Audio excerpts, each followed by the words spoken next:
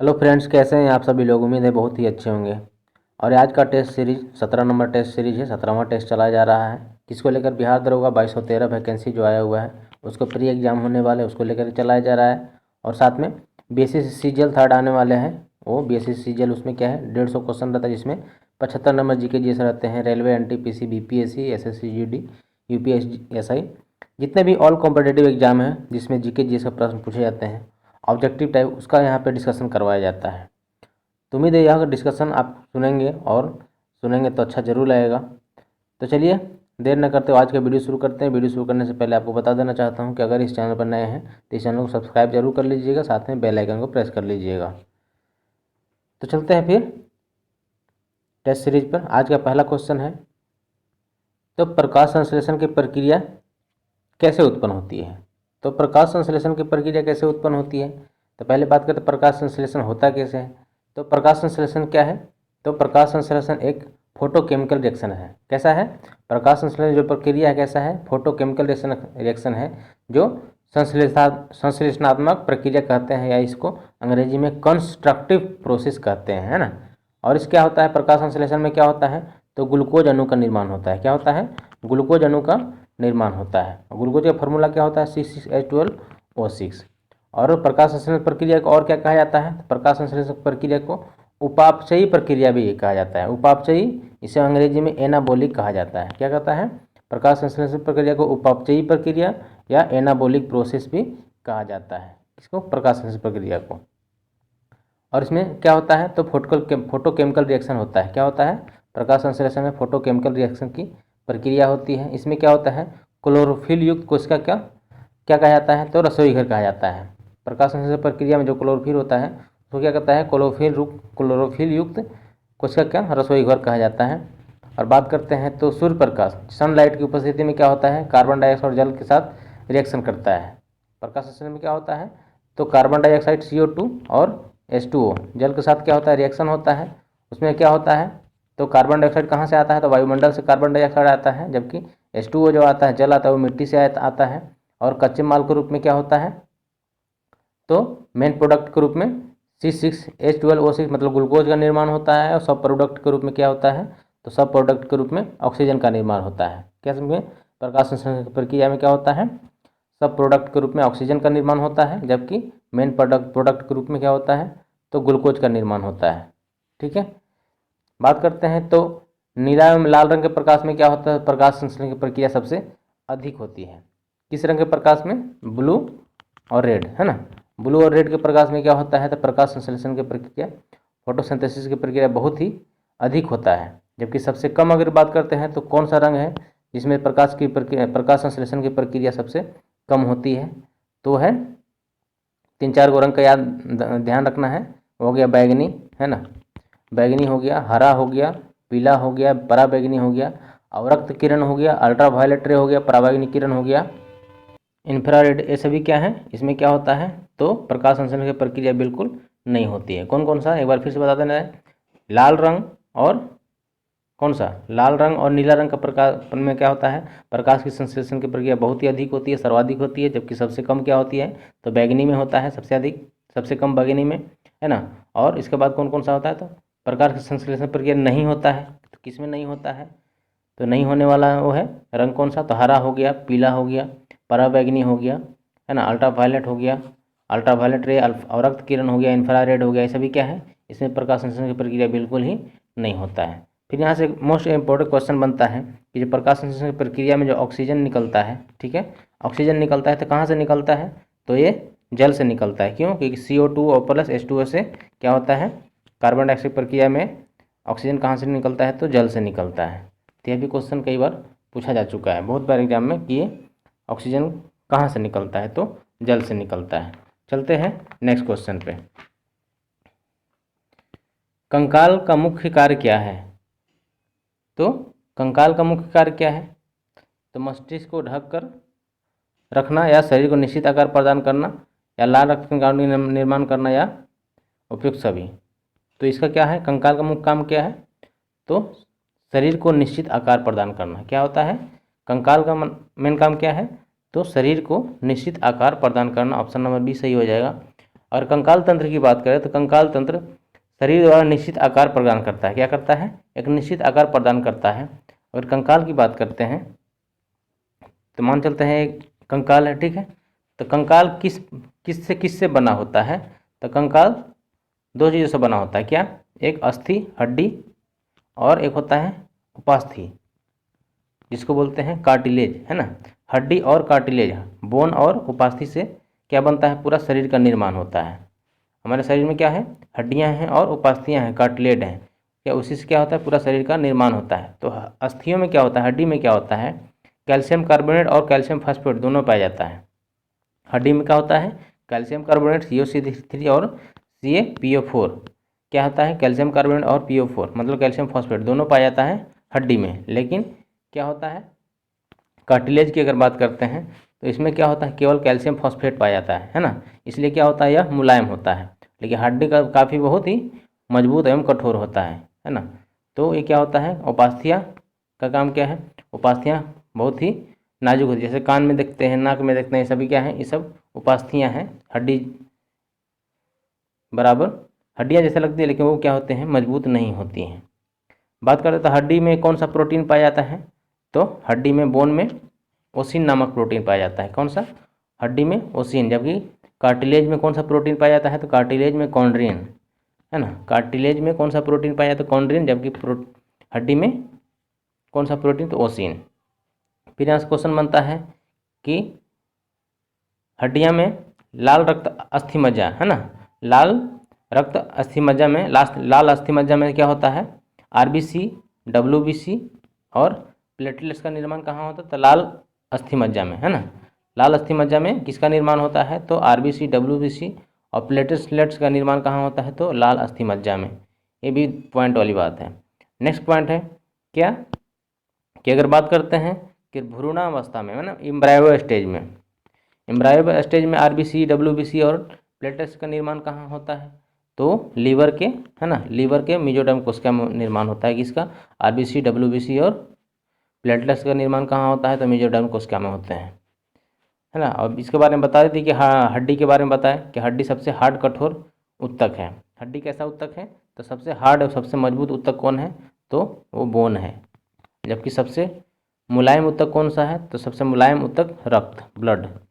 सबसे मुलायम एवं कमजोर उत्तक कौन है? तो रक्त। सबसे हार्ड एवं कठोर उत्तक टिश्यू की बात करते हैं तो हो जाएगा ब्लड। अब यहाँ से क्वेश्चन बनता है कि बोन से कौन जोड़ता है? तो हड्डी को हड्डी से जोड़ने वाला, उसका नाम क्या है? तो लिगामेंट। लिगामेंट क्या करता है? हड्डी को हड्डी से जोड़ने का काम करता है।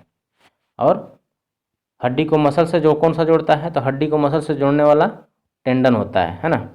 हड्डी से अगर मसल्स को जोड़ता है तो उसको बोलते हैं टेंडन, इसको एमबीटी, है ना। मसल्स को बोन से कौन सा जोड़ता है? तो टेंडन। और इसका ट्रिक है बीबीएल। इसमें क्या होता है? बोन टू बोन को कौन जोड़ता है? तो लिगामेंट, है ना। तो ये भी एक ट्रिक है याद रखने का कि हड्डी को हड्डी कौन जोड़ता है? तो लिगामेंट। जबकि बोन को मसल से कौन जोड़ता है? तो हो जाता है टेंडन, है ना, एमबीटी। तो और एमबीटी से एक और क्वेश्चन बनता है क्या? एमबीटी का नाम सुना है कभी? क्या? एमबीटी मतलब मोहम्मद बिन तुगलक। क्या मोहम्मद बिन तुगलक कौन था? तो तुगलक वंश का शासक था मोहम्मद बिन तुगलक, है ना। इसको क्या कहा जाता है? तो सनकी बादशाह। किसका बना जाता है? सनकी बादशाह के नाम से भी जाना जाता है। और इस क्या किया था? तो इन्होंने राजधानी परिवर्तन के लिए प्रसिद्ध था। कोई भी कार्य सही से नहीं कर पाता था। चलते हैं नेक्स्ट क्वेश्चन पे। एक फोटो सेल में प्रकाश ऊर्जा को परिवर्तित किया जाता है। तो एक फोटो सेल में प्रकाश सेल को ऊर्जा में परिवर्तित किया जाता है तो किस में होता है? तो स्थितिज ऊर्जा में या रासायनिक ऊर्जा में? तो आपका होता है एक फोटो सेल प्रकाश ऊर्जा को परिवर्तित कौन करता है? तो रासायनिक ऊर्जा में, है ना। इसका ऑप्शन नंबर बी सही हो जाएगा, रासायनिक ऊर्जा में। और स्थितिज ऊर्जा की अगर बात करते हैं, स्थितिज ऊर्जा को एग्जाम्पल पूछ देता है, इसका एग्जाम्पल क्या है? तो स्थितिज ऊर्जा का एग्जाम्पल किस में होता है? जैसे बांध बना कर रखा हुआ पानी में क्या होता है? स्थितिज ऊर्जा होता है। बांध बना कर रखा हुआ पानी में क्या होता है, स्थितिज ऊर्जा। और क्या होता है, स्प्रिंग में उत्पन्न ऊर्जा कैसा होता है, तो स्थितिज ऊर्जा, है ना। स्प्रिंग में देखते हैं, स्प्रिंग दबा कर रखें जब तुरंत छूटता है तो क्या होता है, वो बहुत दूर तक जाता है, तो इसमें क्या होता है, स्थितिज ऊर्जा रहता है। लेकिन फोटो सेल में कैसा ऊर्जा रहता है, तो रासायनिक ऊर्जा में परिवर्तन होता है। और विद्युत बल्ब में क्या बात करते हैं, तो बिल्कुल इलेक्ट्रिक बल्ब में कैसा होता है, ऊष्मा ऊर्जा होता है। और सोलर प्लेट में क्या होता है, तो अवतल दर्पण का प्रयोग करते हैं। सोलर दर्पण में अवतल दर्पण, और अवतल दर्पण को क्या करते हैं, तो अभिसारी दर्पण कहते हैं, या कॉन्वेक्स मिरर या कन्वर्जिंग मिरर भी कहा जाता है। नेक्स्ट क्वेश्चन है, मिलान करें कि ग्लोबल वार्मिंग किसके लिए जिम्मेदार, मरकरी प्रदूषण किसके लिए है, अम्लीय वर्षा और सौर स्तर। तो ग्लोबल वार्मिंग क्या है, तो ग्लोबल वार्मिंग के लिए ग्रीन हाउस पर इफेक्ट, है ना, ग्रीन हाउस प्रभाव जिम्मेदार है किसके लिए, ग्लोबल वार्मिंग के लिए। तो ए का कौन हो जाएगा, 4। मरकरी प्रदूषण के लिए कौन सा है, तो पारा के प्रदूषण के कारण कौन सा रोग होता है, तो मिनी माता है, 3 हो जाएगा, बी का 3। अम्लीय वर्षा के कारण कौन होता है, तो नाइट्रोजन एंड सल्फर डाइऑक्साइड, ये क्या होता है, सी का 1 हो जाएगा। सौर स्थल का मतलब ध्वनि प्रदूषण के लिए डेसिबल, है ना, ध्वनि के लिए डेसिबल का प्रयोग किया जाता है। और ध्वनि की तीव्रता किस में मापा जाता है, तो ध्वनि की तीव्रता को इंटेंसिटी में मापा जाता है, प्रबलता में मापा जाता है ना। ध्वनि तीव्रता तो प्रबलता की किस में मापा जाता है, इंटेंसिटी में। और ध्वनि की मात्रा का नाम क्या है, ऐसे मात्रा क्या होता है, डेसिबल होता है ना। और एक बेल बराबर कितना होता है, तो एक बेल बराबर कभी पूछता है कि 10 डेसिबल होता है, एक बेल बराबर 10 डेसिबल। और प्रदूषण से अगर बात करते हैं तो यहाँ से अगर बात करें तो मरकरी के कारण कौन सा होता है, मिनी माता रोग, जो आपको क्वेश्चन में दिया हुआ है। लेकिन कैडमियम के कारण कौन सा रोग होता है, तो कैडमियम के कारण इटाई रोग होता है। कैडमियम के कारण कौन सा होता है, इटाई रोग। तांबा के कारण कौन सा रोग होता है, तो विल्सन रोग होता है। नाइट्रेट की अधिकता के कारण कौन सा रोग होता है, तो नाइट्रेट की अधिकता वाले जल को पीने से क्या होता है, ब्लू बेबी सिंड्रोम नामक रोग हो जाता है। आर्सेनिक की अधिकता वाले जल पीने से क्या होता है, ब्लैक फुट नामक रोग होता है। जबकि लोहा की कमी से क्या होता है, एनीमिया होता है। लोहा की कमी से एनीमिया, लोहा की अधिकता से क्या होता है, तो लीवर सिरोसिस, लोहा की अधिकता से लीवर सिरोसिस। तो यहाँ से भी क्वेश्चन बनता है, क्या होता है, मरकरी कारण मिनी माता, मरकरी के कारण कौन सा, मिनी माता रोग होता है। कैडमियम कारण इटाई, तांबा के कारण कौन सा होता है, तो विल्सन। नाइट्रेट की अधिकता वाले से जल पीने से ब्लू बेबी सिंड्रोम, नाइट्रेट के कारण ब्लू बेबी सिंड्रोम। आर्सेनिक के कारण कौन सा होता है, तो आर्सेनिक 74 के कारण कौन सा रोग होता है, तो ब्लैक फुट। लोहा की कमी से एनीमिया। ये सभी क्वेश्चन पूछे जाते हैं। नेक्स्ट क्वेश्चन है, कम तापमान पर तरल अवस्था में जो तत्व विद्यमान है उसे क्या कहते हैं। तो कम तापमान पर तरल अवस्था में जो तत्व विद्यमान है उसे क्या कहते हैं, तो Hg कहते हैं, मतलब पारा, है ना। और पारा की अधिकता से कौन सा होता है, तो मिनी मात्रा रोग, अभी जस्ट बताए थे। इसका ऑप्शन नंबर सी सही हो जाएगा। तत्व में कितना अधातु है, तो 22 अधातु हैं। 22 अधातु है, जिसमें क्या होता है, 11 ठोस है और 10 गैस और 1 होता है द्रव। तो मैं आपको बताया कि तत्वों में अधातुओं की संख्या कितना है, 22, जिसमें क्या है 11 ठोस होता है और 10 गैस, जबकि 1 द्रव, है ना। एक द्रव के, तो ब्रोमीन क्या है, एक द्रव के रूप में पाया जाता है, यानी ब्रोमीन एकमात्र अधातु है जो द्रव के रूप में पाया जाता है। ब्रोमीन एकमात्र धातु है जो द्रव के रूप में पाया जाता है। अगर लिथियम के बारे में बात करते हैं तो लिथियम एकमात्र धातु है जो क्या रूम टेम्परेचर पर क्या होता है, तो रूम टेम्परेचर के रूप में 20 से 25 डिग्री सेंटीग्रेड पर क्या होता है, द्रव के रूप में, लिक्विड के रूप में रहता है। कौन, लिथियम। नेक्स्ट क्वेश्चन है कि ट्रॉफिक ऑफ कैंसर किसे कहते हैं, है ना। तो ट्रॉफिक ऑफ कैंसर किसे कहते हैं, तो कर्क रेखा को। कौन सा, ट्रैफिक ऑफ कैंसर किसे कहते हैं, तो कर्क रेखा को। कितना, 23.5 डिग्री उत्तरी अक्षांश को कर्क रेखा को क्या कहा जाता है, तो ट्रैफिक ऑफ कैंसर कहा जाता है। और 23.5 डिग्री साउथ अक्षांश, दक्षिणी अक्षांश को क्या कहा जाता है, तो इसको मकर रेखा कहा जाता है, इसको मकर रेखा कहा जाता है। और 66.5 डिग्री उत्तरी अक्षांश को क्या कहा जाता है, अंटार्कटिक वृत्त, क्या कहा जाता है, अंटार्कटिक वृत्त कहा जाता है। क्वेश्चन पूछा जाता है कर्क रेखा पर स्थित देशों की संख्या बताइए। तो कर्क रेखा पर स्थित देश की संख्या कौन कौन सा है, तो उसका एक ट्रिक है, क्या ट्रिक है, टिस्कोवा, टिस्कोवा, है ना, टिस्कोवा बुल, बीवेल बुल, मायोप्सिया, मायोप्सिया। टिस्कोवा से क्या हो गया ताइवान, आई से इंडिया, एस से हो गया सऊदी अरब, सी ओ से हो कोलंबिया, डब्ल्यू से हो गया वेस्ट सहारा, ए से हो गया अल्जीरिया, बी से हो गया ब्राज़ील, ई से हो गया अल्जीरिया, एल से हो गया लीबिया, और एम से वाई से म्यांमार और मैक्सिको और माली। ये सभी क्या हैं, कर्क रेखा पर स्थित देश हैं। क्वेश्चन पूछा था कि मकर रेखा पर स्थित देश कौन सा है, तो मकर रेखा पर स्थित देश है, उसका ट्रिक है आरपेक, ARPE, आरपेक मोसा, आरपेक मोसा में ब्रास बोना, में ब्रास बोना। इसमें क्या होता है, अर्जेंटीना, पैराग्वे, चिली और Mozambique, south Africa, Madagascar, Brazil और क्या है ब्रास, रूस, ये सभी क्या है, सॉरी रूस नहीं है इसमें, ब्रास से हो गया ब्राज़ील और ऑस्ट्रेलिया, ब्रास से ब्राज़ील और ऑस्ट्रेलिया, ये सभी क्या है मकर रेखा पर स्थित देश हैं, और मकर रेखा इस देशों से होकर गुजरता है। और लास्ट में होता है बोना, बोना मतलब नामीबिया और बोत्सवाना और नामीबिया, ये सभी क्या है मकर रेखा पर स्थित देश हैं। तो कर्क रेखा पर स्थित देश, मकर रेखा पर स्थित देश, है ना। एक बार फिर से, ताइवान, इंडिया, सऊदी अरब, कोलंबिया, वेस्ट सहारा, है ना, ये सभी क्या हैं, तो मकर रेखा, कर्क रेखा पर स्थित है। जबकि Argentina, Paraguay, Mozambique, south Africa, Madagascar, Brazil, Australia और बोत्सवाना, नामीबिया क्या हैं, ये सभी तो मकर रेखा पर स्थित देश हैं। चलते हैं नेक्स्ट क्वेश्चन पे। निर्वात में एक्स किरण, प्रकाश तरंगों तथा रेडियो तरंग में कौन सा गुण समान होता है।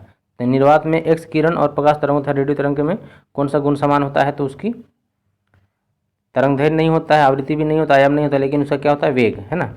वेग क्या होता है, चाल, ऑप्शन नंबर डी सही हो जाएगा। चाल उसका क्या होता है, समान होता है ना, चाल समान होता है। और चाल निर्वात में चाल कितना होता है, प्रकाश का चाल कितना है निर्वात में, 3 लाख किलोमीटर प्रति सेकंड, 10 के पावर 8 मीटर प्रति सेकंड। इसी को 3 × 10 के पावर 5 किलोमीटर प्रति सेकंड बोल सकते हैं, है ना। और ध्वनि का चाल कितना होता है, 332 मीटर प्रति सेकंड। नेक्स्ट क्वेश्चन पे, घर्षण विद्युत आविष्कारक थे, तो घर्षण विद्युत के आविष्कारक कौन थे, तो थेल्स ने, है ना। घर्षण विद्युत के आविष्कारक कौन थे, थेल्स।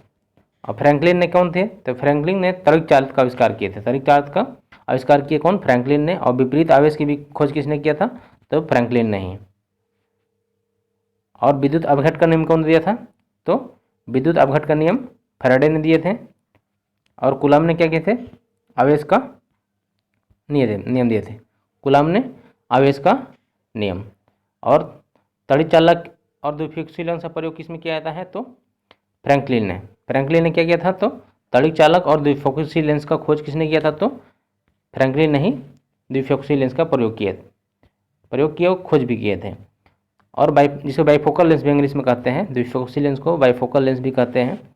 और बाइफोकल लेंस का प्रयोग किस दृष्टि दोष में करवाते हैं, तो आँख में एक दोष हो जाता है, दृष्टि दोष होता है, जिसको बोलते हैं जरा दृष्टि दोष। क्या, जरा दृष्टि दोष, जिसके दूर करने के लिए बाइफोकल लेंस का प्रयोग किया जाता है ना। और निकट दृष्टि दोष और दूर दृष्टि दोष तो पता ही है कि निकट चीज के दूर करने के लिए अवतल लेंस और दूर दृष्टि दोष को दूर करने के लिए उत्तल लेंस का प्रयोग किया जाता है। तो बाइफोकल लेंस में क्या होता है, तो बाइफोकल लेंस में होता है कि जैसे उत्तल लेंस और अवतल लेंस, उत्तल लेंस में क्या होता है कि अगर दूर दृष्टि दोष प्रभावित है तो आपको उत्तल लेंस लगाने से ठीक हो जाएगा। अगर निकट दृष्टि दोष है आपके में आँख में, तो वो अवतल लेंस लगाने से ठीक हो जाएगा। लेकिन बाइफोकल लेंस में क्या होता है, उत्तल लेंस और अवतल लेंस दोनों लगते हैं, इसलिए उसको बाइफोकल लेंस और बाइफोकल लेंस की खोज बेंजामिन फ्रैंकलिन ने किया था। एक होता है रतौंधी में क्या होता है, रात में दिखता है, दिन में दिखता है, रात में नहीं दिखता है। तो उसको दूर करने के लिए क्या होता है, तो उसको दूर करने के लिए एस्टिग्मेटिज्म रोग बोलते हैं, अबिंदुकता जिसको बोलते हैं। तो अबिंदुकता दूर करने के लिए क्या होता है, तो अबिंदुकता अगर रोग हो जाता है तो उसको दूर करने के लिए बेलनाकार लेंस का प्रयोग किया जाता है। क्या? सिलिंड्रिकल लेंस का प्रयोग किया जाता है ना, एस्टिग्मेटिज्म दूर करने के लिए। यह भी क्वेश्चन पूछा जाता है। नेक्स्ट क्वेश्चन है, मानव के हृदय में कितने भाल्व होते हैं? तो मानव के हृदय में कितने भाल्व होते हैं? तो 4 भाल्व होते हैं। ऑप्शन नंबर ए सही हो जाएगा, 4 भाल्व होते हैं। कौन कौन होता है? तो एक होता है बाइकास्पिड भाल्व, एक होता है ट्राइकास्पिड भाल्व, एक होता है पल्मोनरी भाल्व और चौथा होता है एरोटिक भाल्व। कौन? Aortic valve. तो बाइकास्पिड भाल्व और एरोटिक भाल्व कहाँ होते हैं? तो जैसे मान के चलते हैं, एक फिगर बनाते हैं, ठीक है, ये मान के चलते हैं हार्ट है, ठीक है। इसमें क्या होता है, शरीर के विभिन्न हिस्सों से क्या होता है, अशुद्ध रक्त क्या होता है, शरीर के हृदय में आता है और सबसे पहले कहाँ पहुँचता है? तो बायां आलिंद में, है ना, ये होता है बायां आलिंद, दायां आलिंद, ये होता है बायां आलिंद। तो दाएं सबसे पहले कहाँ होता है अशुद्ध रक्त? दायां आलिंद में आता है। और दायां निलय में भी, दायां आलिंद के बाद क्या होता है, रक्त कहाँ आता है? दायां निलय में, है ना। दायां आलिंद के बाद आता सबसे पहले रक्त दायां आलिंद में, इसके बाद फिर क्या आता है? दायां निलय में। फिर क्या होता है? ट्राइकस्पिड भाल्व के माध्यम से क्या होता है, यह रक्त फेफड़ा में चला जाता है और फिर फेफड़ा से शुद्ध रक्त क्या होता है, तो फेफड़ा से शुद्ध रक्त सबसे पहले किस में आता है? तो बायां निलय में, बायां आलिंद में। यहाँ ऊपर में आलिंद है, नीचे में निलय है, तो बायां आलिंद में आता है। और बायां आलिंद से क्या होता है, बाइकास्पिड भाल्व के द्वारा क्या होता है, तो बाइकास्पिड भाल्व के द्वारा बायां निलय में आता है। और बायां निलय से क्या होता है, एरोटा के माध्यम से शरीर के विभिन्न हिस्सों में क्या होता है, रक्त प्रवाहित होता है। तो इस तरह 4 भाल्व होते हैं। 4 भाल्व का नाम बताए कौन कौन? बाइकास्पिड, ट्राइकास्पिड, पल्मोनरी और एरोटिक भाल्व, ठीक है। रक्त की अगर बात करते हैं तो रक्त का शुद्धिकरण किस में होता है? तो रक्त का शुद्धिकरण फेफड़ा में होता है। फेफड़ा में भी होता है और किडनी में भी होता है। शुद्धिकरण की अगर बात करते हैं तो फेफड़ा में भी होता है, किडनी में भी होता है। लेकिन यहाँ से क्वेश्चन तुरंत चेंज हो जाएगा कि रक्त का अल्ट्रा फिल्ट्रेशन, यह भी तो एक शुद्धिकरण है। तो रक्त का अल्ट्रा फिल्ट्रेशन किस में होता है? यह फेफड़ा में नहीं होकर बल्कि किडनी में होता है। अल्ट्रा फिल्ट्रेशन में क्या होता है? यूरिन को अलग करता है। कौन? किडनी अलग करता है ना, किडनी अलग करता है। किडनी में एक प्रभावित रोग हो जाता है जिसको बोलते हैं, किडनी अगर खराब हो जाता है तो क्या होता है, डायलिसिस करवाया जाता है ना, डायलिसिस करवाया जाता है। डायलिसिस प्रोसेस पे वो क्या होता है, किडनी ठीक हो जाता है। चलते हैं नेक्स्ट क्वेश्चन पे। तापमान में दिन प्रतिदिन परिवर्तन और आर्द्रता से क्या उत्पन्न होता है? तो तापमान में दिन प्रतिदिन आर्द्रता से क्या उत्पन्न होता है? मौसम, वर्षा या ऋतु? तो वर्षा। ऑप्शन नंबर बी सही हो जाएगा। तापमान में दिन प्रतिदिन परिवर्तन होता है तो क्या होता है, उसमें वर्षा होने की संभावना रहती है। वर्षा कितने प्रकार का होता है? तो वर्षा 3 प्रकार का होता है। कौन कौन? तो संवहनीय वर्षा, कौन? संवहनीय वर्षा, पर्वतीय वर्षा और चक्रवातीय वर्षा, है ना।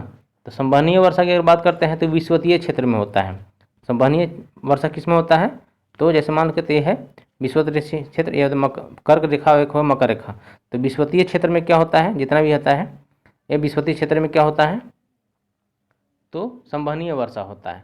लेकिन पर्वतीय क्षेत्र में कैसा होता है, तो पूरे विश्व में कौन सा वर्षा होता है? पर्वतीय वर्षा। पूरे विश्व में कौन सा वर्षा?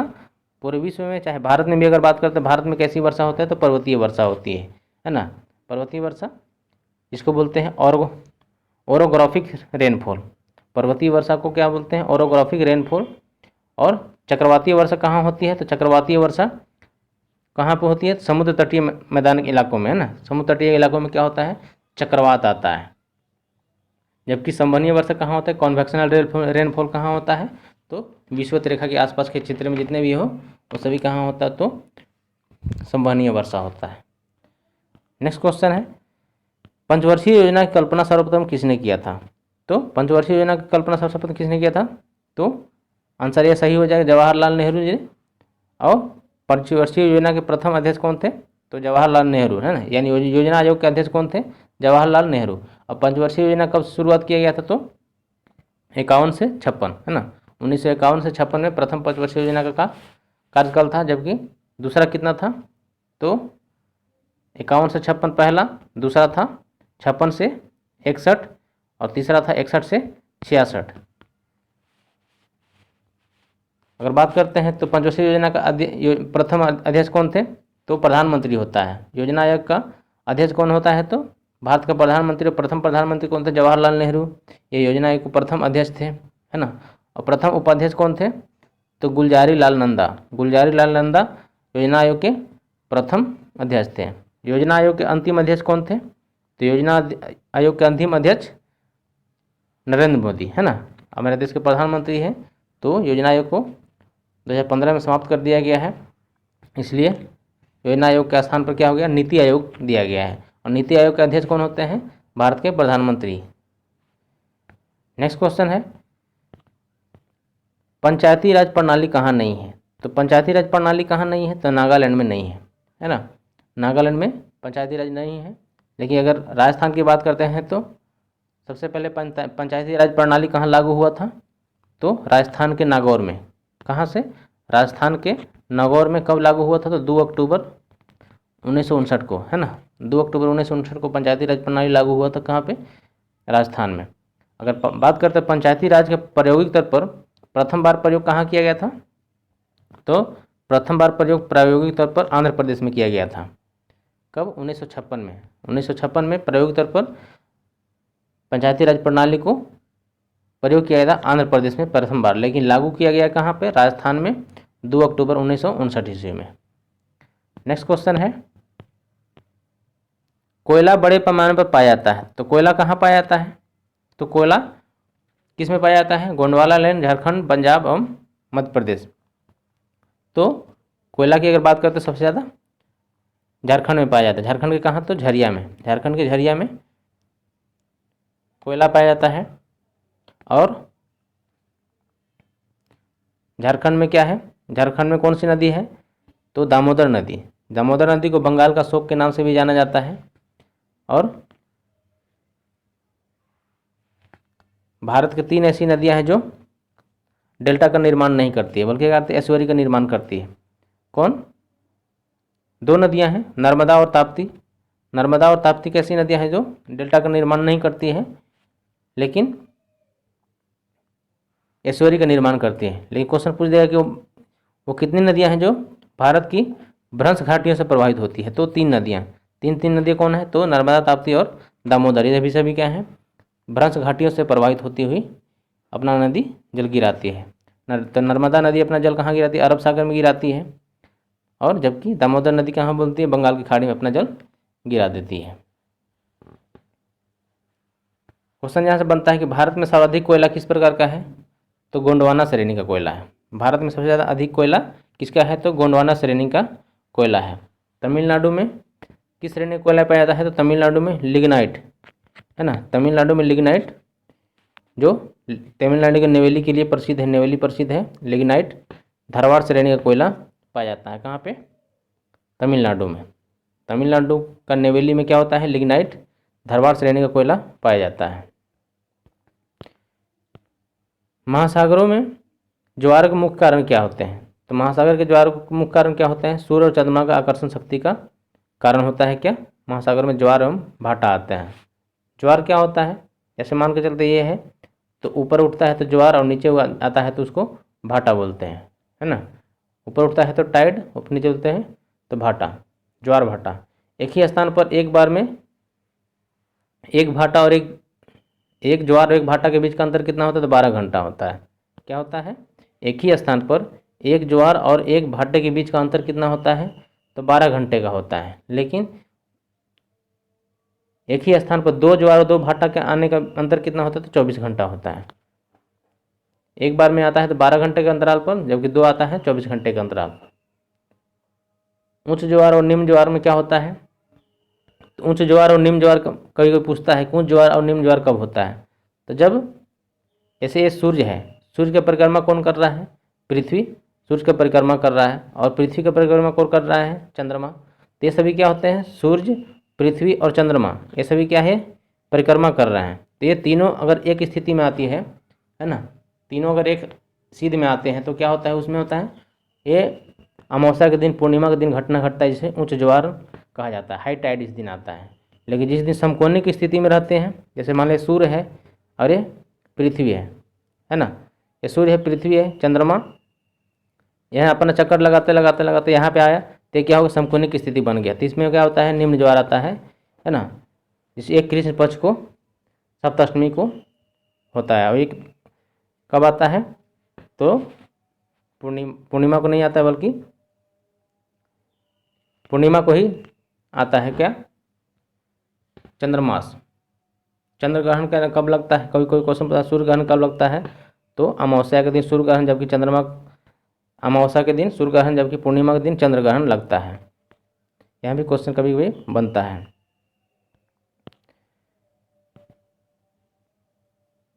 कह रहा है क्रम अनुसार सजाइए। क्रम अनुसार में क्या है तो चंपारण विद्रोह कब हुआ था?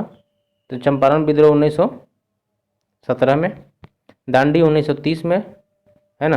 बंगाल विभाजन कब हुआ था?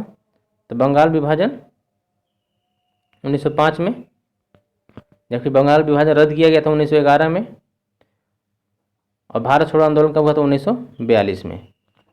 तो सबसे पहला क्या हो जाएगा? 1905 बंगाल विभाजन 1905, दूसरा चंपारण 1917 और दांडी मार्च तीसरा हो जाएगा 1930। भारत छोड़ो आंदोलन हो जाएगा 1942। नेक्स्ट क्वेश्चन है, प्रतिवर्ष उपभोक्ता अधिकार दिवस कब मनाया जाता है? तो उपभोक्ता अधिकार दिवस कब मनाया जाता है? तो 15 मार्च को उपभोक्ता अधिकार दिवस मनाया जाता है। नेक्स्ट क्वेश्चन, पृथ्वी के वायुमंडल में कौन सी परत रेडियो तरंगों को वापस पृथ्वी पर परावर्तित कर देती है? तो वह कौन सा मंडल है जो वायुमंडल को रेडियो तरंगों को वापस में पृथ्वी पर पृष्ठ को परावर्तित करती है? तो है आयन मंडल। कौन है? ऑप्शन नंबर ये सही हो जाएगा, आयन मंडल। अगर बात करते समताप मंडल से, मंडल की अगर बात करते कितना मंडल? क्षोभ मंडल, समताप मंडल और क्षोभ मंडल, समताप मंडल, मध्य मंडल, आयन मंडल और बहिर्मंडल। 5 गो मंडल है, क्षोभ मंडल, समताप मंडल, मध्य मंडल, आयन मंडल और बहिर्मंडल। तो क्षोभ मंडल में क्या होता है? मौसम परिवर्तन घटना किस में होता है? तो क्षोभ मंडल में होता है। और जबकि समताप मंडल में क्या होता है? तो समताप मंडल में वायुयान अपना गति कर किस मंडल में करता है? तो समताप मंडल में। समताप मंडल में क्या है? वहाँ वायु एक समान रहता है ना। और ओजोन परत किस परत में पाया जाता है? किस मंडल में? तो ओजोन परत भी समताप मंडल में ही पाया जाता है। अब समताप मंडल किस मंडल के नाम से जाना जाता है? तो मुक्ताब मेघ से नाम से किसको जाना था? समताप मंडल को। मुक्ताब मेघ किस नाम से जाना जाता है? तो समताप मंडल को ही जाना जाता है। और बहिर्मंडल की अगर बात करते हैं तो बहिर्मंडल में क्या होता है? तो बहिर्मंडल में सभी कृत्रिम उपग्रह जितने भी सैटेलाइट हैं वो सभी प्रक्षेपित किस में ज़्यादा किए जाते हैं? तो बहिर्मंडल में, एक्सोस्फीयर में स्थापित किए जाते हैं। और उपग्रह कितने प्रकार के होते हैं? सैटेलाइट 2 प्रकार का होता है। एक होता है ध्रुवीय पोलर, एक होता है अध्रुवीय नॉन पोलर, है ना।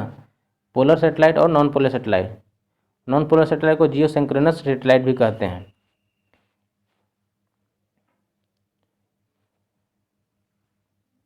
चलते हैं नेक्स्ट क्वेश्चन पे।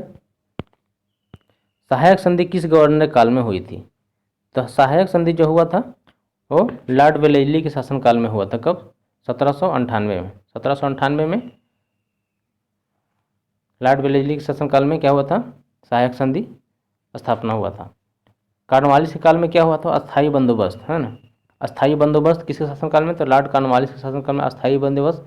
और सिविल सेवा की शुरुआत किसने किया था? तो लॉर्ड कॉर्नवालिस ने ही सिविल सेवा की भी शुरुआत किया था।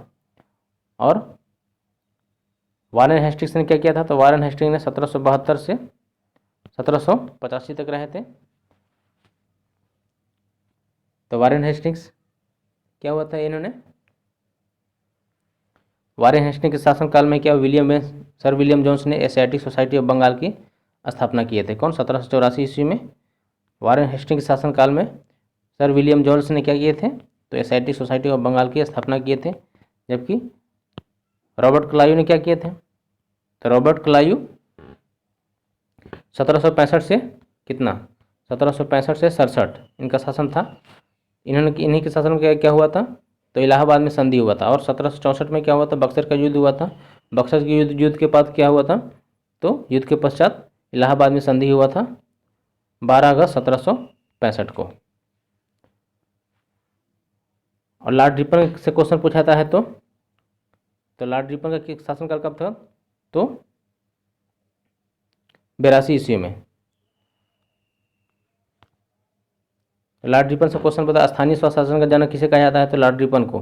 जबकि अस्थाई बंदोबस्त लॉर्ड कॉर्नवालिस को अस्थाई बंदोबस्त लॉर्ड कॉर्नवालिस को, जबकि अस्थाई स्वशासन का जनक किसे कहा जाता है? लॉर्ड रिपन को कहा जाता है। नेक्स्ट क्वेश्चन है, महासागरों में धाराएं किसका परिणाम होती है? तो महासागरों में धाराएं किसका परिणाम होती है? तो लेब्राडोर धारा संचलन, स्थान स्थान लवणता के अंतर या तापमान में अंतर, तो इसका क्या हो जाएगा? तो ऑप्शन नंबर लेब्राडोर धारा का संचलन, महासागरों में धाराएं किसके परिणाम होते? तो लेब्राडोर धारा का संचलन। अब बात करते हैं जलधारा के नाम सुने हैं। जलधारा क्या होता है? दो होता है, गर्म जलधारा होता है, ठंडी जलधारा होता है। तो गर्म जो जलधारा होता है क्या होता है? गर्म जलधारा विषुवत रेखा से दूर जो पवन चलती है उसको गर्म जलधारा बोला जाता है, और विषुवत रेखा जो नज़दीक आती है उसको क्या बोलते हैं? तो ठंडी पवन बोलते हैं, ठंडी जलधारा। नेक्स्ट क्वेश्चन है, खेलों में ड्यू शब्द किससे संबंध है? तो खेलों में ड्यू शब्द किससे संबंधित? तो टेनिस से। टेनिस से कौन सा शब्द है? तो ड्यूस। नेक्स्ट क्वेश्चन है, यूरोप तथा अफ्रीका के बीच कौन सा महासागर पड़ता है? तो यूरोप तथा अफ्रीका के बीच कौन सा भूमध्य सागर पड़ता है? ऑप्शन नंबर बी सही हो जाएगा। यूरोप तथा अफ्रीका के बीच कौन सा सागर है? महासागर है तो भूमध्य सागर है। और भूमध्य सागर को किस नाम से जाना जाता है? तो जिब्राल्टर जल संधि के नाम से जाना जाता है। जिब्राल्टर जल संधि कहाँ है? तो भूमध्य सागर में है। और जिब्राल्टर जल संधि को भूमध्य सागर को कुंजी के नाम से जाना जाता है। किस नाम से? तो भूमध्य सागर की कुंजी के नाम से किसे जाना जाता है? तो जिब्राल्टर जल संधि को। बात करते हैं तो मानव निर्मित सबसे बड़ी नहर कौन सी है? तो वह सुएज नहर। कौन सा? सुएज नहर। और सुएज नहर का निर्माण कब हुआ था? 1869 ईस्वी में। और इसका राष्ट्रीयकरण कब किया था? 1950 ईस्वी में। राष्ट्रीयकरण कब हुआ था? 1950 ईस्वी में। बात करते तो भूमध्य सागर और लाल सागर कौन सा नहर जोड़ता है? तो भूमध्य सागर प्लस लाल सागर कौन जोड़ता है? तो सुएज नहर जोड़ता है।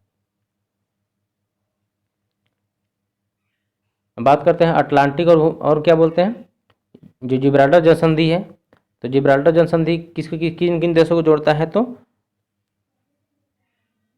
अफ्रीका और यूरोप को जोड़ता है। ये अफ्रीका और यूरोप को अलग करता है, जबकि जोड़ता है अटलांटिक महासागर और भूमध्य सागर को जिब्राल्टर जल संधि जोड़ता है। और महादेश में अगर बात करते हैं तो अफ्रीका और यूरोप को अलग करता है, जबकि देश की अगर बात करते हैं तो स्पेन एवं मोरक्को को अलग करता है। स्पेन यूरोपियन देश है, जबकि मोरक्को क्या है? अफ्रीकी देश है। काला सागर और मरमरा सागर कौन सा जोड़ता है? तो बास्पोरस जल संधि। काला सागर और मरमरा सागर कौन सा जोड़ता है? तो बास्पोरस जल संधि। और अलग करता है किसको? तो तुर्की और, है ना, तुर्की और इस्तांबुल को अलग करता है। कौन? बास्पोरस जल संधि। कैस्पियन सागर की अगर बात करते हैं तो कैस्पियन सागर विश्व का सबसे बड़ा खारे पानी का झील है। क्या है? कैस्पियन सागर विश्व का सबसे बड़ा खारे पानी का झील है। और बात करते हैं सर्वाधिक लवणता वाला झील कौन है? तो सर्वाधिक लवणता वाला तुर्की का वान झील है। कौन? सर्वाधिक लवणता वाला तुर्की का वान झील। अगर बात करते हैं कैस्पियन सागर, तो कैस्पियन सागर के 4-5 देश हैं, उन देशों का नाम कभी कभी पूछ देता है कि कैस्पियन सागर के स्थित चारों ओर देश का नाम कौन कौन है? तो कैस्पियन सागर क्या है? तो इसमें क्या है? इसके दाएं साइड में क्या है? कजाकिस्तान है। इसके नीचे क्या है? तुर्कमेनिस्तान है, ईरान है, अजरबैजान है और रूस है ना। ये सभी इन चारों देशों से घुरा हुआ है। कौन कौन? किन किन देशों से कैस्पियन सागर किन किन देशों से घुरा हुआ है? तो रूस, कजाकिस्तान, तुर्कमेनिस्तान और ईरान और अजरबैजान, इन सभी से घिरा हुआ है। बात करते हैं सबसे व्यस्त नहर कौन सा है?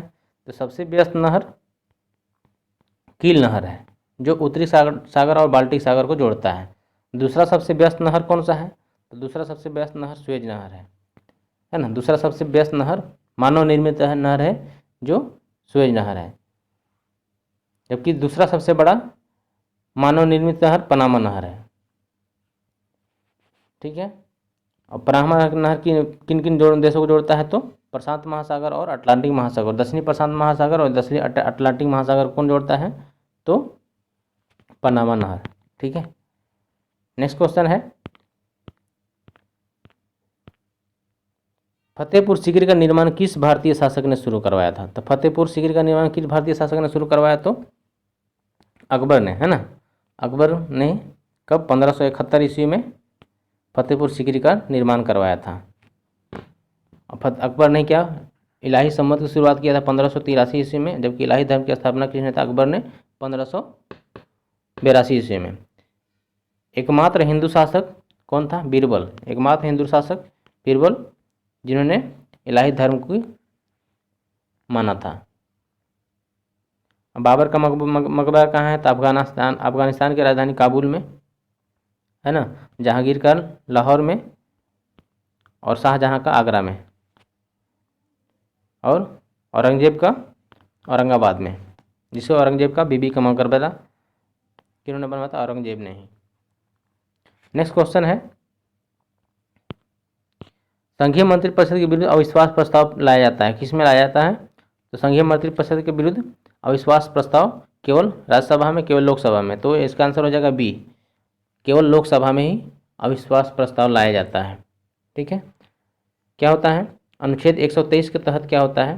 तो अनुच्छेद 123 के राष्ट्रपति द्वारा जारी किया गया अध्यादेश संसद द्वारा कितने समय में होता है? तो इसका नेक्स्ट क्वेश्चन था कि राष्ट्रपति द्वारा जारी किया गया अध्यादेश संसद द्वारा कितने समय में अनुमोदित किया जाना चाहिए? तो जारी होने के 6 सप्ताह में या जारी होने के 6 माह में। ठीक है। राष्ट्रपति द्वारा जारी किया गया अध्यादेश संसद द्वारा कितने समय में अनुमोदित हो जाना चाहिए? तो जारी होने के 6 माह में, सॉरी ऑप्शन नंबर ए सही हो जाएगा, 6 सप्ताह में जारी हो जाना चाहिए।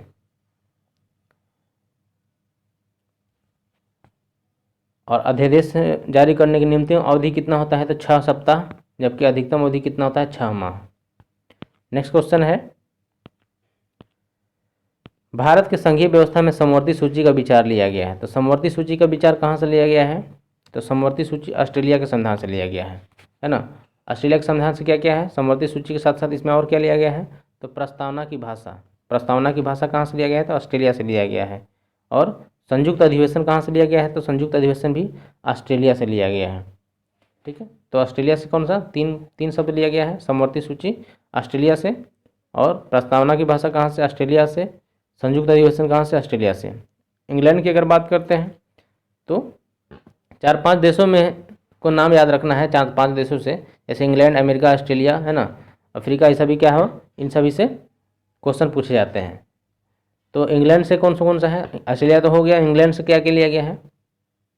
और यूएसए से क्या क्या लिया गया है? तो सबसे ज़्यादा यूएसए से पूछा जाता है कि यूएसए से क्या क्या लिया है। तो यूएसए से संविधान की सर्वोच्चता कहाँ से लिया गया? तो अमेरिका के संविधान से लिया गया। न्यायपालिका की सर्वोच्चता अमेरिका के संविधान से लिया गया है ना। सर्वोच्च न्यायालय में न्यायाधीश को हटाने की प्रक्रिया कहाँ से लिया गया? तो अमेरिका के संविधान से लिया गया है। यानी न्यायाधीश को क्या बोलते हैं, बर्खास्त करने का कहाँ से लिया गया है? तो अमेरिका के संविधान से लिया गया है। मूल अधिकार कहाँ से लिया गया है? तो अमेरिका के संविधान से लिया गया है। प्रस्तावना कहाँ से लिया गया है? तो अमेरिका से। लेकिन अभी बताए थे प्रस्तावना की भाषा कहाँ से? तो ऑस्ट्रेलिया से लिया गया है। उपराष्ट्रपति का पद कहाँ से? तो अमेरिका से लिया गया है। महाभियोग की प्रक्रिया कहाँ से लिया गया है? तो अमेरिका के संविधान से लिया गया है ना। फिर से एक बार आपको रिपीट करा देते हैं, अमेरिका के संविधान से क्या लिया गया है? तो न्यायपालिका की सर्वोच्चता, न्यायिक पुनराविलोकन मतलब जुडिशियल रिव्यू कहाँ से लिया गया है? तो भी अमेरिका से लिया गया है। जुडिशियल रिव्यू, न्यायिक पुनराविलोकन, और क्या है? न्यायाधीश की हटाने की प्रक्रिया कहाँ है? न्यायाधीशों के हटाने की प्रक्रिया अमेरिका के संविधान से। मूल अधिकार कहाँ से? तो मूल अधिकार भी अमेरिका के संविधान से लिया गया है। प्रस्तावना कहाँ से? तो अमेरिका से, जबकि प्रस्तावना की भाषा ऑस्ट्रेलिया से। उपराष्ट्रपति का पद अमेरिका से। और महाभियोग की प्रक्रिया कहाँ से? तो अमेरिका के संविधान से लिया गया है। अब बात करते हैं आयरलैंड के संविधान से। तो आयरलैंड के संविधान से क्या क्या लिया गया है? तो आयरलैंड के संविधान से 3 शब्द लिए गए, क्या क्या? तो राज्य का नीति निर्देशक तत्व, है ना। राज्य का नीति निर्देशक तत्व कहाँ से? तो आयरलैंड के संविधान से। राष्ट्रपति द्वारा 12 सदस्यों का मनोनयन, है ना, जो 12 सदस्य मनोनयन करते हैं राज्यसभा में, वो कौन सा देश से लिया गया है? तो आयरलैंड के संविधान से लिया गया है। और राष्ट्रपति का निर्वाचक मंडल कहाँ से लिया गया है? तो अमेरिका के संविधान से ही लिया गया है। अमेरिका के बोल रहे हैं, आयरलैंड के, है ना। आयरलैंड के संविधान से क्या होता है? राष्ट्रपति का निर्वाचक मंडल आयरलैंड के संविधान से लिया गया है। चलते हैं नेक्स्ट क्वेश्चन पे। ब्रिटेन के बारे में नहीं पता, ब्रिटेन के बारे में बता दे रहे हैं। ब्रिटेन से क्या लिया गया है? तो एकल नागरिकता, है ना। एकल नागरिकता ब्रिटेन से लिया गया है। संसदीय शासन व्यवस्था इंग्लैंड से लिया गया है ना। एकल नागरिकता इंग्लैंड से, एकल नागरिकता इंग्लैंड से, संसदीय शासन व्यवस्था इंग्लैंड से, कानून निर्माण की प्रक्रिया कहाँ से? तो इंग्लैंड से। और कहाँ लिया गया है? तो राष्ट्रपति की औपचारिक स्थिति का पद कहाँ से लिया गया? तो इंग्लैंड से लिया गया है। मंत्रिपरिषद में लोकसभा का सामूहिक प्रतिनिधित्व कहाँ से लिया गया है? तो मंत्रिपरिषद लोकसभा के प्रति सामूहिक उत्तरदायित्व भी इंग्लैंड से लिया गया है ना। दक्षिण अफ्रीका से क्या लिया गया है? तो संविधान संशोधन की प्रक्रिया दक्षिण अफ्रीका के संविधान से लिया गया है। तो ये सभी कभी कभी एग्जाम क्वेश्चन पूछ देते हैं, तो इसको भी ध्यान में रखना है। नेक्स्ट क्वेश्चन है, रूस से क्या लिया गया था? तो रूस से मूल कर्तव्य, ये बच गया था। रूस से क्या है? मूल कर्तव्य। डार्विन की पुस्तक और ओरिजिन ऑफ द स्पीसीज कहाँ से लिया गया है? कब प्रकाशित की हुई थी? तो डार्विन की पुस्तक 1859 में, 1859 में on the origin of species प्रकाशित हुई थी। और इसमें क्या हुआ था? इसमें क्या लिखा था? जीवन का अभ्युदय का सिद्धांत तो डार्विन ने ही दिया था। थ्योरी ऑफ नेचुरल सिलेक्शन किसने दिया था? तो प्रकृति के चयन का सिद्धांत भी डार्विन ने ही दिए थे। विकासवाद का सिद्धांत किसने दिया था? तो डार्विन ने ही दिए थे। नेक्स्ट क्वेश्चन है, निम्नलिखित संतानों में से किस एक ने कृषकों की सहायता के लिए पट्टा एवं काबूलियत की व्याख्या प्रारंभ की थी? तो कौन था? तो वह कौन सा सुल्तान था जिन्होंने पट्टा एवं काबूलियत की व्याख्या शुरू किया था? तो शेरशाह सूरी ने पट्टा एवं काबूलियत को व्याख्या प्रारंभ किए थे। पट्टा क्या होता है और काबूलियत क्या होता है ना। पट्टा और काबूलियत क्या है? तो पट्टा और काबूलियत क्या होता है? एक दस्तावेज होता है। क्या होता है? एक दस्तावेज होता है। और वो दस्तावेज क्या होता है? तो जो शेरशाह द्वारा जारी किया जाता था। दस्तावेज किसके द्वारा जारी होता था? तो पट्टा एवं काबूलियत शेरशाह द्वारा जारी किया जाता था। तो पट्टा में क्या होता था? तो पट्टा में ये होता था कि सुल्तान के द्वारा किसान को भेजा गया दस्तावेज को पट्टा कहा जाता था। जब सुल्तान अपना दस्तावेज किसान को भेजते थे तो उसको पट्टा बोलते थे। लेकिन जब सुल्तान को जब किसान अपना दस्तावेज वापस भेजते थे तो उसको काबूलियत कहा जाता था, है ना। तो ये होता है काबूलियत एवं पट्टा। किसने जारी किया था? तो शेरशाह ने। और शेरशाह का मकबरा कहाँ है? सासाराम में। निम्नलिखित में से किस एक को आधुनिक उर्दू शायरी का जनक कहा जाता है? तो आधुनिक उर्दू शायरी का जनक किसे कहा जाता है? तो मिर्जा गालिब को। आधुनिक उर्दू शायरी का जनक मिर्जा गालिब को। लेकिन कव्वाली का जनक किसे कहा जाता है? तो कव्वाली का जनक अमीर खुसरो को। तबला का जनक अमीर खुसरो को। सारंगी का जनक अमीर खुसरो को कहा जाता है। नेक्स्ट क्वेश्चन है, भूमध्यसागरीय प्रकाश की जलवायु इनमें से किसकी खेती के लिए बेहद उपयुक्त मानी जाती है? तो भूमध्यसागरीय प्रकाश की जलवायु किसके लिए जानी जाती है? तो फल के लिए, है ना। रसदार एवं खट्टेदार फल के लिए कौन? तो भूमध्यसागरीय जलवायु। साइट्रस फ्रूट के लिए कौन सा? तो भूमध्यसागरीय जलवायु किसके लिए उपयोगी है? तो फल के लिए। नेक्स्ट क्वेश्चन है, Indira Gandhi centre of atomic research कहाँ है? तो ये है कलपक्कम में। कलपक्कम कहाँ है? तमिलनाडु में। कलपक्कम कहाँ है? तमिलनाडु में। नरौरा कहाँ है? उत्तर प्रदेश में। जबकि रावत भाटा कहाँ है? तो रावत भाटा कहाँ है? राजस्थान में। ट्राम्बे कहाँ है? तो महाराष्ट्र में। नेक्स्ट क्वेश्चन है, निम्नलिखित में से कौन सी चुंबकीय तीव्रता की इकाई है? तो चुंबकीय तीव्रता की इकाई कौन सा है? तो इसका आंसर हो जाएगा ऑर्स्टेड। क्या? ऑर्स्टेड चुंबकीय तीव्रता की इकाई है। ऑप्शन नंबर डी सही हो जाएगा। टेस्ला की अगर बात करते हैं तो टेस्ला चुंबकीय क्षेत्र, है ना। चुंबकीय क्षेत्र का इकाई टेस्ला। जबकि कूलम क्या है? तो कूलम आवेश का इकाई है। जबकि वेबर क्या है? तो चुंबकीय प्रवाह। चुंबकीय प्रवाह या जबकि चुंबकीय क्षेत्र किसका है? टेस्ला का। चुंबकीय प्रवाह, चुंबकीय फ्लक्स, मैग्नेटिक फ्लक्स किसका है? तो वेबर का, है ना। मैग्नेटिक फ्लक्स किसका मात्रक है, वेबर का। और क्वेश्चन कभी कभी पूछता है कि 1 वेबर बराबर कितना होता है, तो 1 वेबर बराबर होता है 10 के पावर 1 वेबर बराबर 10 के पावर 8 गॉस, और 1 गॉस बराबर होता है 10 के पावर -8 वेबर। इसकी चर्चा पिछले हम टेस्ट में कर दिए थे। नेक्स्ट क्वेश्चन है, पॉलीमर है, तो पॉलीमर क्या है, तो पॉलीमर विनाइल क्लोराइड क्या है, ए पॉलीविनाइल क्लोराइड का पॉलीमर है। किसका पॉलीमर है, विनाइल क्लोराइड का पॉलीमर है। जबकि यूरिया क्या है, तो यूरिया का सूत्र क्या होता है, NH2CO और NH2, इसी का सूत्र है तो यूरिया का। अब यूरिया में सबसे अधिकतम क्या होता है, तो नाइट्रोजन पाया जाता है। यूरिया में सबसे अधिक क्या पाया जाता है, तो नाइट्रोजन, कितना 46% कितना होता है, नाइट्रोजन।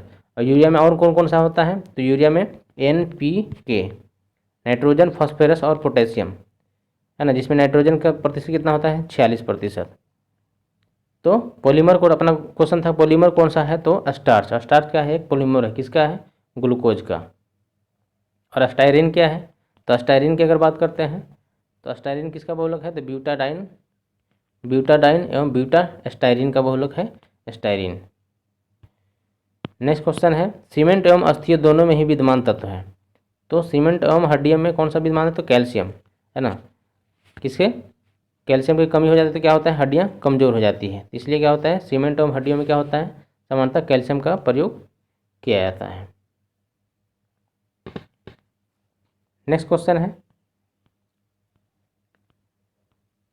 एक अंतरिक्ष यात्री, क्या, एक अंतरिक्ष यात्री पृथ्वी तल की तुलना में चंद्रमा तल पर अधिक ऊंचाई पर छलांग लगा सकता है। इसका कारण क्या है, तो एक अंतरिक्ष यात्री पृथ्वी तल की तुलना में चंद्रमा तल पर अधिक ऊंचाई पर अपना छलांग लगा सकता है। क्यों, क्योंकि चंद्रमा तल पर गुरुत्वाकर्षण बल पृथ्वी तल की तुलना में कम है, क्या है, कम है। तो ऑप्शन नंबर सी इसका सही हो जाएगा। क्यों, क्योंकि कितना है, अभी क्वेश्चन पूछता है तो कितना होता है, तो 1/6 है। अगर पृथ्वी पर किसी का वजन अगर 60 kg है तो उसका चंद्रमा पर 1/6 हो जाता है। तो 1/6 मतलब 1/6 मतलब 10 kg ही रहेगा वहाँ पे। इस तरह से भार क्या होता है, वहाँ कम जाता है, 1/6 होता है। जबकि द्रव्यमान क्या होता है, द्रव्यमान पूरा वर्ष ब्रह्मांड में क्या होता है, कांस्टेंट होता है, वो क्या होता है, परिवर्तन नहीं होता है, वो सभी जगह समान होता है। नेक्स्ट क्वेश्चन है, यदि 5 ओम प्रतिरोध के तार से 2 ओम का एम्पियर धारा बहती है तो तार छोरों के बीच विभवांतर होगा। विभवांतर मतलब वोल्ट, है ना, विभवांतर का मात्रा वोल्ट, वोल्ट बराबर क्या है, इसमें 5 ओम प्रतिरोध मतलब रेजिस्टेंस कितना दिया हुआ है, 5 ओम प्रतिरोध 2 एम्पियर धारा, करंट दिया हुआ है 2, फॉर्मूला होता है V बराबर IR, विभवांतर बराबर करंट गुने रेजिस्टेंस प्रतिरोध। तो V बराबर IR फॉर्मूला है, तो V निकालना है, विभवांतर निकालना है, तो V का मान कितना है, V निकालना है, V बराबर IR, I का मान कितना दिया हुआ है, तो I का मान दिया हुआ है 2, करंट का मान दिया हुआ 2 और प्रतिरोध रेजिस्टेंस कितना है 5, 5 दूना 10, इस कितना हो जाएगा 10 वोल्ट। ऑप्शन नंबर सी सही हो जाएगा। नेक्स्ट क्वेश्चन है, सबसे छोटा कण जिसमें उस तत्व के सभी गुण वर्तमान मौजूद होते हैं, क्या होते हैं, तो तत्व का वह सबसे छोटा गुण जिसमें सभी तत्व गुण मौजूद होता है तो होता है परमाणु। यानी परमाणु क्या होता है, यह स्वतंत्र अवस्था में नहीं रहता है, क्या होता है, परमाणु जो होता है स्वतंत्र अवस्था में नहीं रहता है, लेकिन क्या होता है, ये रासायनिक प्रतिक्रिया में भाग लेता है। परमाणु क्या करता है, स्वतंत्र तो नहीं रहता लेकिन रासायनिक प्रतिक्रिया में भाग लेता है, इसलिए सबसे छोटा कण कौन है, परमाणु। अणु की अगर बात करते हैं तो यौगिक का सबसे छोटा कण कौन है, तो अणु होता है। यौगिक का सबसे छोटा कण अणु होता है, लेकिन क्या होता है, यह स्वतंत्र अवस्था में रहता है, क्या होता है, यह स्वतंत्र अवस्था में रहता है लेकिन रासायनिक प्रतिक्रिया में भाग नहीं लेता है ना। और यौगिक क्या होता है, एक निश्चित अनुपात होता है, जैसे मान करते हैं H2O, CO2, है ना, CO, ये सभी क्या है, यौगिक का एक निश्चित अनुपात है, 2 भागों में आसानी से बांट सकते हैं लेकिन तत्वों को नहीं बांट सकते हैं। नेक्स्ट क्वेश्चन है कि जब प्रकाश की किरण सघन माध्यम से विरल माध्यम में तरफ जाती है तो वह क्या होता है, तो जैसे ये सघन माध्यम है, ये विरल माध्यम है। जब प्रकाश सघन माध्यम से विरल माध्यम में आती है तो वह क्या होता है, वो नॉर्मल से थोड़ा दूर जाती है। क्या होता है, नॉर्मल से अभिलंब से दूर जाती है। और यह क्या होता है, जब क्रांति कोण क्रिटिकल एंगल पर आता है तो क्या होता है, यह जिस माध्यम से आता है उसी माध्यम में वापस चला जाता है। इस प्रक्रिया घटना को क्या कहते हैं, टोटल इंटरनल रिफ्लेक्शन कहा जाता है। पूर्ण आंतरिक परिवर्तन, पूर्ण आंतरिक परिवर्तन के लिए क्या माध्यम की क्या जरूरी है, तो सघन से विरल माध्यम में होना जरूरी होता है। नेक्स्ट क्वेश्चन है, मिथेनॉल का रासायनिक सूत्र क्या है। तो मिथेनॉल का रासायनिक सूत्र CH3OH क्या है, CH3OH है ना, ऑप्शन नंबर सी सही हो जाएगा, CH3OH। जबकि C2H5 किसका है, तो इथाइल अल्कोहल का है ना, इथाइल अल्कोहल। और यह मिथाइल अल्कोहल, मिथाइल अल्कोहल का निर्माण किस में होता है, तो सस्ते शराब बनाने में, है ना, सस्ते शराब बनाने में मिथाइल अल्कोहल का, जबकि अच्छा गुणवत्ता वाला शराब बनाने में इथाइल अल्कोहल का प्रयोग किया जाता है। नेक्स्ट क्वेश्चन है, 1 मोल बराबर कितना होता है, तो 1 मोल बराबर होता है, ऑप्शन नंबर ए सही हो जाएगा, 6 × 10⁻³ यानी इसका एग्जैक्ट मान पूछे तो क्या होता है, 6.023 × 10⁻³ तो 1 मोल बराबर होता है। नेक्स्ट क्वेश्चन है, संभारिक में होता है, तो संभारिक में क्या होता है, तो संभारिक में क्या होता है, तो समान भार संख्याएं और विभिन्न परमाणु संख्याएं, ऑप्शन नंबर ए सही हो जाएगा। संभारिक में आइसोबार इसको बोलते हैं अंग्रेजी में, आइसोबार समान भार संख्याएं जो कि विभिन्न परमाणु संख्या है, जिसको आइसोबार बोला जाता है। यानी परमाणु भार समान लेकिन परमाणु संख्या क्या होता है, डिफरेंट होता है, अलग होता है, इसको संभारिक बोलते हैं। जबकि समस्थानिक में क्या होता है, परमाणु संख्या समान और परमाणु भार भिन्न होते हैं। तो ये कैसा रहा आज का 40 क्वेश्चन का डिस्कशन रहा, कितना 40 क्वेश्चन का डिस्कशन। अगर ये डिस्कशन अच्छा लगा है तो लाइक इस वीडियो को जरूर कीजिएगा, क्योंकि लाइक करने से कोई क्या होता है, कोई पैसा वैसा नहीं मिलते हैं, लेकिन एक मोटिवेशन जरूर मिलता है ना। तो अगर दिल से अगर अच्छा लगा है तो इसको लाइक जरूर कीजिएगा, और जो इस चैनल पर नए हो सब्सक्राइब भी कर लीजिएगा। और सब्सक्राइब के पैसे नहीं मिलते हैं और नहीं हमको मिलते हैं, लेकिन क्या एक मोटिवेशन मिलता है। तो चलिए मिलता है फिर नेक्स्ट वीडियो में, तब तक के लिए आप सभी को इस वीडियो को देखने के लिए बहुत बहुत धन्यवाद।